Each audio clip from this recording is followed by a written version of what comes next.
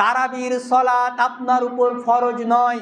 আপনি যদি 30টা রোজা রাখেন, তারপরে 30 দিনের মধ্যে যদি একদিনও আপনি তারাবি না পড়েন, তো আপনার রমজানের কোনো ঘাটতি আসবে না, কিন্তু আপনার তারাবির যে সওয়াব ছিল সেই সওয়াবটা পাবেন না। কি বললাম, বোঝা গেল? আপনি 30টা আপনি রোজা রাখছেন, কিংবা 1 মাস 29টা রোজা রাখছেন, 29টার মধ্যে আপনি যদি একটা দিনও তারাবি না পড়েন, তো আপনার রোজার কোনো ঘাটতি হবে না, এক চুলো নেকি কাটা যাবে না।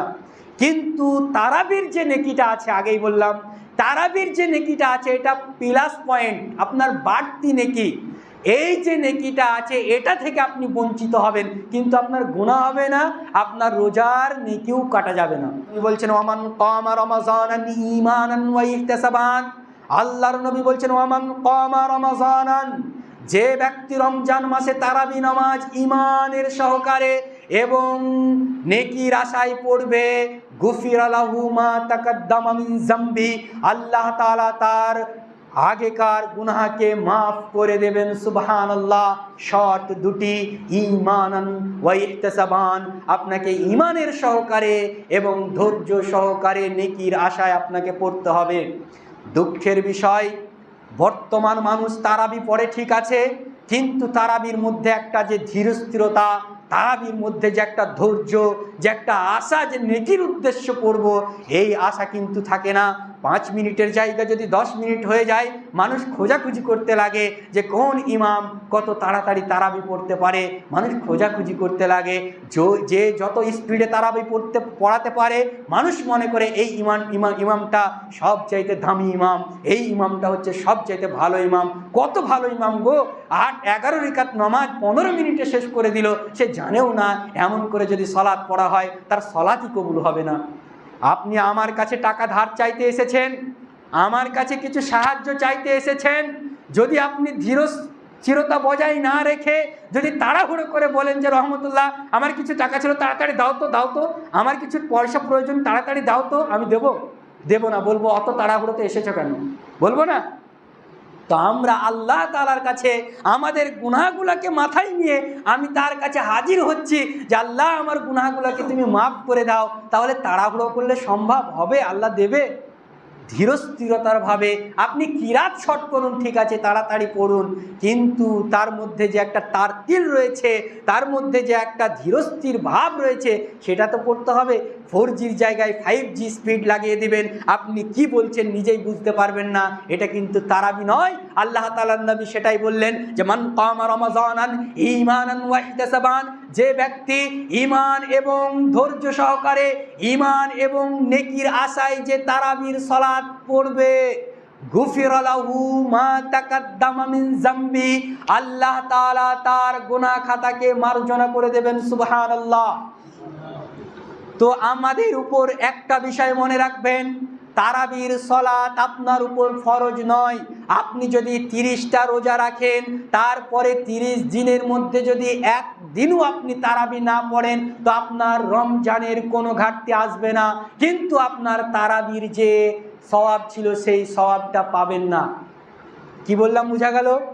আপনি 30টা আপনি রোজা রাখছেন, কিংবা 1 মাস 29টা রোজা রাখছেন, 29টার মধ্যে আপনি যদি একটা দিনও তারাবি না পড়েন, তো আপনার রোজার কোনো ঘাটতি হবে না, এক চুলো নেকি কাটা যাবে না।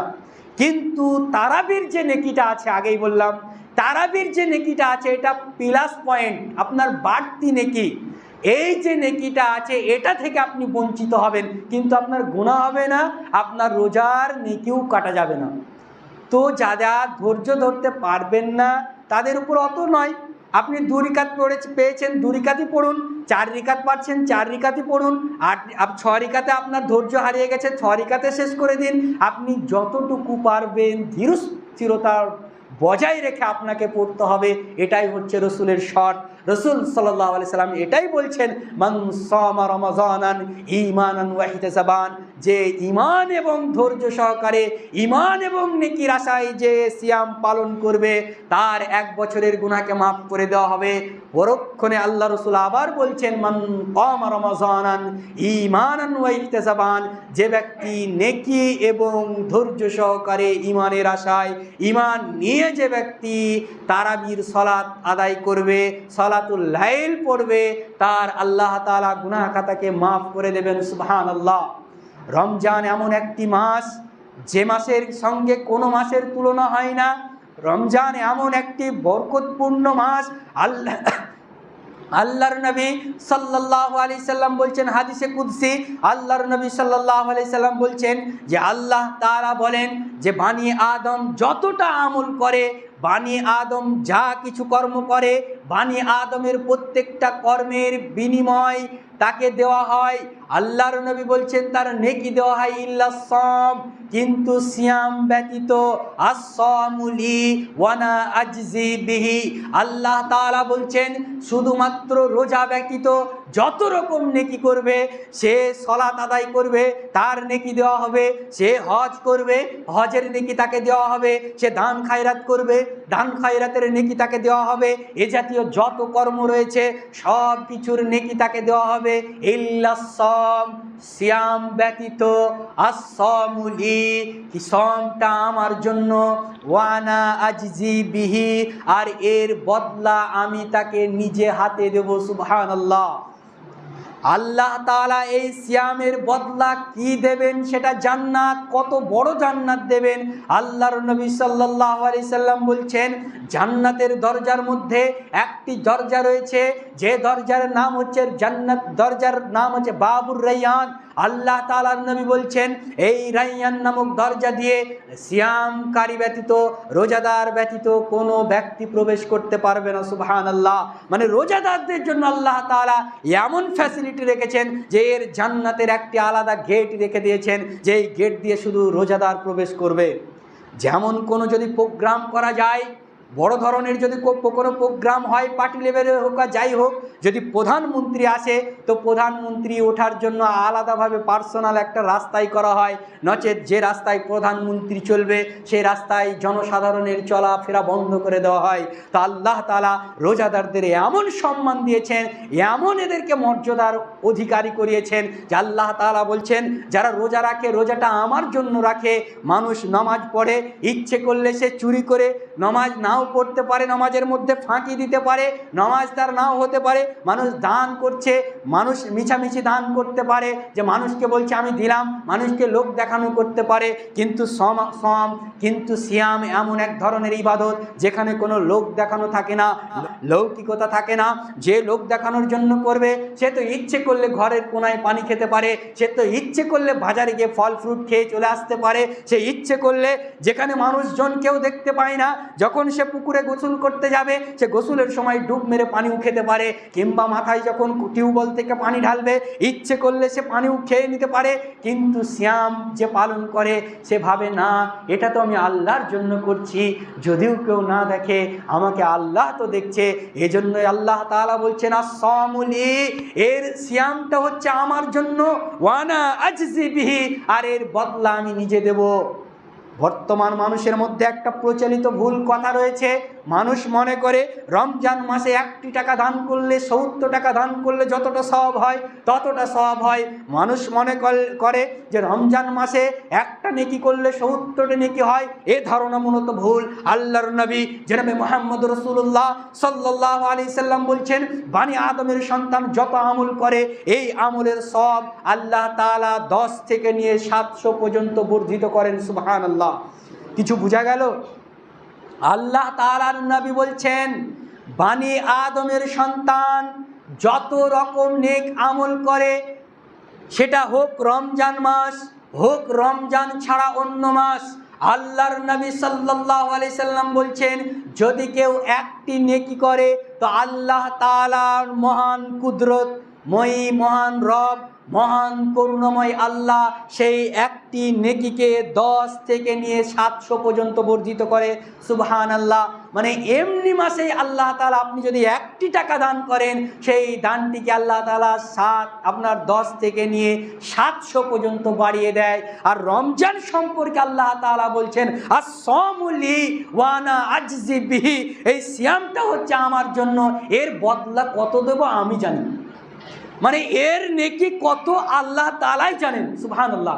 মানে এর কোনো কাউন্ট করা যাবে না যে এত দেবে এত দেবে, এমন কিছু নয়। কিন্তু রমজান একটি মহান গুরুত্বপূর্ণ মাস। আল্লাহর নবী সাল্লাল্লাহু আলাইহি সাল্লাম বলছেন, যে ব্যক্তি রমজান মাস পেল অথচ নিজের গুনাহ খাতাকে মার্জনা করিয়ে নিতে পারল না, সে ব্যক্তি ধ্বংস হোক। জিবরাইল আলাইহিস সালাম বলছেন, যে ব্যক্তি রমজানকে পেল অথচ নিজের গুনাহকে মার্জনা করে নিতে পারলো না, সে ব্যক্তি ধ্বংস হয়ে যাক। এই কথা শুনে জনাবে মুহাম্মদ রাসূলুল্লাহ সাল্লাল্লাহু আলাইহি সাল্লাম বলছেন আমিন, অর্থাৎ আল্লাহ তুমি জিবরাইলের দোয়াকে কবুল করো। রমজান হচ্ছে গুনাহ খাতা মার্জনার মাস। রমজান হচ্ছে জীবনের পরিবর্তন করার একটা সুবর্ণ সুযোগ।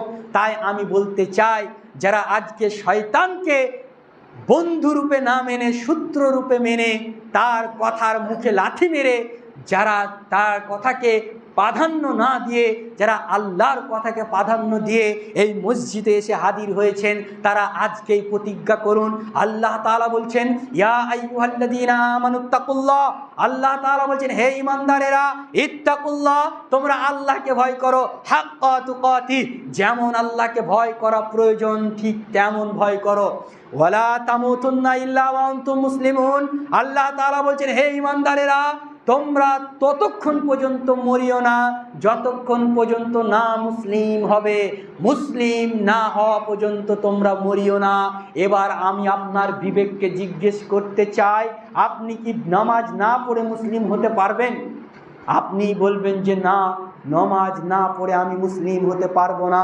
তাই আজকের দিনে, এই আজকের মাসে যেভাবে আপনি আল্লাহকে জড়িয়ে ধরেছেন, আল্লাহর কথাকে যেমনভাবে প্রাধান্য দিচ্ছেন, অনুরূপভাবে আজকেই আপনি প্রতিজ্ঞাবদ্ধ হন যে আল্লাহ তুমি আমাকে যত দিন বাঁচাবে আমি তত দিন পর্যন্ত তোমার কথার উপর অটল থাকব, তোমার দেওয়া বিধানের উপর অটল থেকে আমি আমার বাকি জিন্দেগিটা আমি শেষ করব। এই ওয়াদা করে, এই প্রতিশ্রুতি দিয়ে যদি আপনি রমজান মাসকে কাটাতে পারেন তবে আপনি ধন্য। আর যদি মনে করেন যে না, আমরা 1 মাসের ভিসা নিয়ে এসেছি, তো অমনই হবে। একজন মানুষ যদি একটা পাংচারওয়ালা টিউবে যদি সারাদিন যদি হাওয়া দেয়, হাওয়া দেওয়ার পরে রেজাল্ট 0, মানে তার মধ্যে কোনো হাওয়া থাকবে না। অনুরূপভাবে আপনি 1 মাস ধরে পাম্প দিবেন, আপনি 1 মাস ধরে নেকি আদায় করবেন, কিন্তু আপনার টিউ যে পাংচার, টিউবে কোনো নেকি থাকবে না, সব বেরিয়ে পালিয়ে যাবে। তাই টিউবের আগে পাংচার আপনি আগে সারিয়ে নিন। এই রমজান মাসে আপনার পাংচার সারিয়ে নিন। আপনার মধ্যে কি দোষ রয়েছে, আপনার মধ্যে কি ত্রুটি রয়েছে, যে ত্রুটিটি থাকলে আপনি মুসলিম হতে পারবেন না, সেই ত্রুটিটি আপনি আগে সারিয়ে নিন।